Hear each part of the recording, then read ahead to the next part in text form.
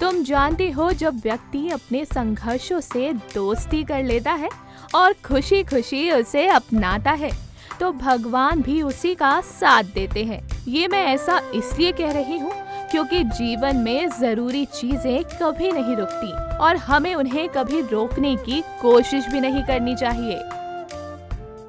जैसे ही पेशेंट हमारे पास आए, अगर वो मिस्ड पीरियड के तुरंत बाद आ जाती है तो उसमें हमको एक यूरिन प्रेगनेंसी टेस्ट करके कंफर्म करते हैं। उसी फर्स्ट एग्जामिनेशन में, फर्स्ट डॉक्टर पेशेंट कांटेक्ट में हमको पर speculum examination, breast examination, PV examination और एक पैप स्मीयर कर लेना चाहिए। और उसमें डेटिंग स्कैन जो है वो 1.5 से 2 महीने के बीच में हम करते हैं। तो फर्स्ट अल्ट्रासाउंड में यूजुअली मैं देख लेती हूँ कि बच्चे की हार्ट बीट है कि नहीं है। अगर हार्ट बीट ठीक है तो then I go for further blood testing which involve blood group of the patient, VDRL, HPS-AG, hemoglobin test, then the urine routine test is done, torch testing is done, hemoglobin electrophoresis is done and thyroid screen जिसमें patient का thyroid status पता चलता है। ये सारी test, और husband और wife दोनों का STD स्क्रीन जिसमें हम HPS-AG, VDRL, HIV और HCV टेस्टिंग करते हैं, दोनों का ही करना चाहिए।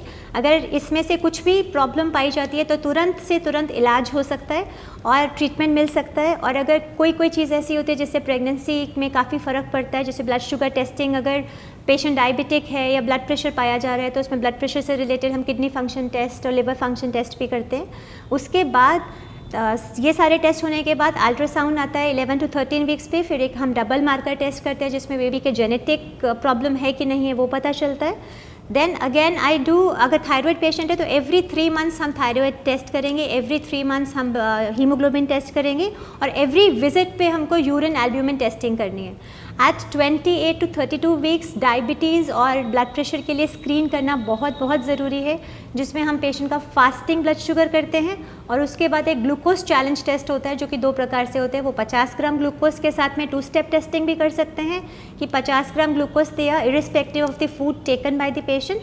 उसके 1 घंटे के बाद हम ब्लड शुगर की जाँच करते हैं। अगर वो 140 से ज़्यादा है तो फिर हम उसको सेकंड स्टेप, जिसको ग्लूकोज टॉलरेंस टेस्ट बोलते हैं, वो करते हैं, जिसमें 100 ग्राम्स ऑफ ग्लूकोज पिलाते हैं और उस पहले फास्टिंग, फिर 100 ग्राम्स ऑफ ग्लूकोज पिला के 1 घंटे के बाद, 2 घंटे के बाद और 3 घंटे के बाद ब्लड शुगर दोबारा से टेस्ट करते हैं। अगर वो हाई पाई जाती है 2 वैल्यूज़ तो फिर उसको प्रॉपर एक डायबिटिक डाइट दी जाती है और उसको बताया जाता है कि क्या क्या प्रिकॉशंस लेनी है। और एक 1 सिंगल स्टेप डायबिटीज़ स्क्रीन में हम 75 ग्राम्स ऑफ ग्लूकोज और 1 आवर के बाद उसको भी टेस्ट कर सकते हैं और उसके अनुसार हम पेशेंट को डाइट पे डाल सकते हैं। अगर कभी भी पता चलता है कि पेशेंट को ब्लड प्रेशर हाई है या कोई कॉम्प्लिकेशन डेवलप हो रही है, जैसे उसका वजन नहीं बढ़ रहा है या उसके अल्ट्रासाउंड में कुछ कमी है, तो उसके अकॉर्डिंग जो है वो टेस्ट करते हैं, liver function test, kidney function test, या फिर उसमें अल्ट्रासाउंड का डॉपलर होता है जिससे ब्लड सप्लाई का बेबी का पता चलता है।